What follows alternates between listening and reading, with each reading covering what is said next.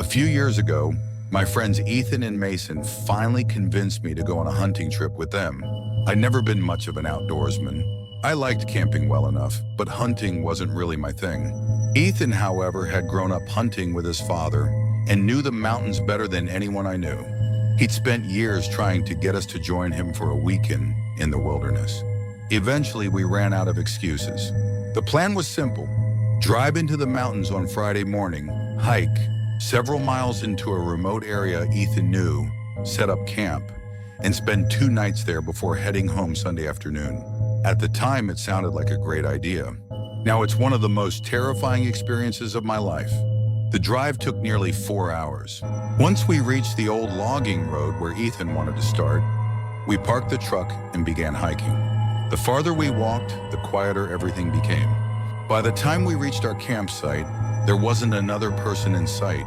The area sat beside a narrow stream surrounded by dense pine forest. It felt isolated in a way that made your stomach uneasy if you thought about it too long. Still, the first evening was fantastic. We built a fire, cooked dinner, drank a few beers, and spent hours talking about old memories. For a while, everything felt perfect. Then we heard the scream. It came from somewhere deep in the darkness beyond the trees. Every conversation stopped instantly. The sound was high-pitched and distant. At first, Ethan shrugged. "Probably a fox," he said. I'd heard that explanation before. Apparently, foxes can make noises that sound disturbingly human. I wanted to believe him. The problem was that a few minutes later, the scream came again. This time it sounded much closer. None of us spoke. We just stared into the darkness. Eventually, the forest became quiet again. After another hour without hearing anything else, we convinced ourselves it had been an animal and went to bed. I didn't sleep much. Every little noise outside seemed amplified. Branches creaking, leaves moving, the occasional snap of a twig. When morning finally arrived, I was relieved. The daylight made everything seem ridiculous. The fear from the night before faded quickly, until we noticed the campsite. Several items had been moved. One folding chair was tipped over. A cooler sat several feet from where we'd left it. Ethan's backpack had somehow ended up beside the fire pit. Nothing was missing. Everything had simply been rearranged. Ethan blamed a bear. It made sense. At least it was the explanation we wanted. So we packed up and moved farther into the mountains.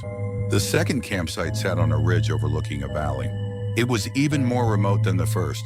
We spent most of the day hunting. Late that afternoon, Ethan managed to harvest a deer.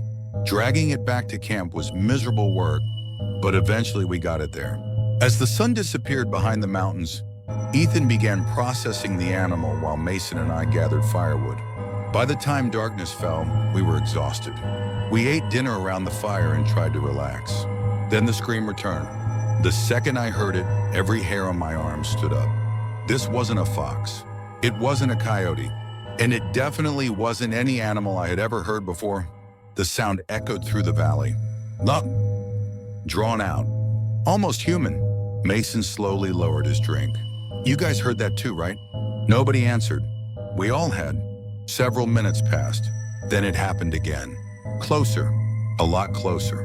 Close enough that I could tell it came from somewhere below our campsite. The forest suddenly felt very different. The darkness beyond the firelight seemed alive, like something was standing just outside our vision, watching, waiting.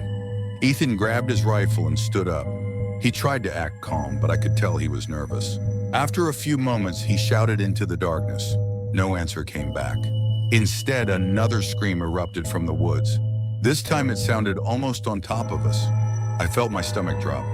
Whatever was making that noise had moved hundreds of yards in only a few minutes. That didn't make sense.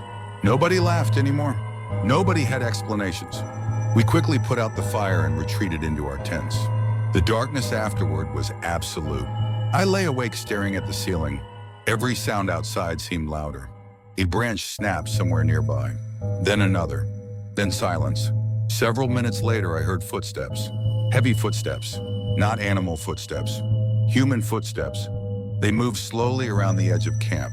Crunch. Crunch. Crunch. I stopped breathing. The footsteps continued circling.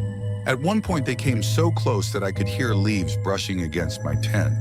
Then something dragged across the fabric, a long scraping sound, like someone running their fingers down the side. I wanted to call out to Ethan and Mason. I couldn't. Fear had completely frozen me. The footsteps stopped. For nearly a minute, everything became silent. Then a scream exploded directly outside the tents. It was so loud that I physically jumped. Mason yelled. I shouted too. The scream sounded human, but there was something wrong about it. Something unnatural. Before any of us could react, the footsteps started running. Fast. They tore through the campsite, circling us. Back and forth. Back and forth. Then came another scream. And another. Each one from a different direction. Ethan fired a warning shot into the air. The gunshot echoed across the mountains. Instantly, the screaming stopped. So did the footsteps. For several seconds, there was nothing. Then we heard someone or something running away through the trees. The sounds grew fainter and fainter until they disappeared completely. None of us slept after that. We crowded into Ethan's tent and stayed awake until sunrise with our rifles nearby. When daylight finally arrived, we inspected the campsite. At first, everything seemed normal. Then Mason found footprints. They weren't animal tracks. They were human, barefoot human footprints. The prints circled our tents repeatedly. Some were only a few feet from where we'd been sleeping. What made it worse was the temperature. The ground had been freezing overnight, cold enough that nobody should have been walking around barefoot in the mountains, especially not for hours. We packed up immediately. Nobody argued. Nobody suggested staying another night. As we hiked back toward the truck, we barely spoke. Every few minutes, one of us would glance back toward the trees. The entire hike felt like we were being watched. When we finally reached the truck, I felt relief unlike anything I'd ever experienced. We drove straight home. A few days later, Ethan contacted a ranger he knew and mentioned what happened. The ranger didn't have any answers. However, he did tell Ethan something unsettling. Several hunters had reported hearing unexplained screaming in that same area over the years. None of those reports were ever fully explained. To this day, I don't know what was outside our camp. Maybe it was a person. Maybe it was someone trying to lure hunters into the woods. Or maybe it was something else entirely. All I know is this. Whatever circled our tents that night knew exactly where we were. And if Ethan hadn't fired that rifle when he did, I don't want to think about what might have happened next.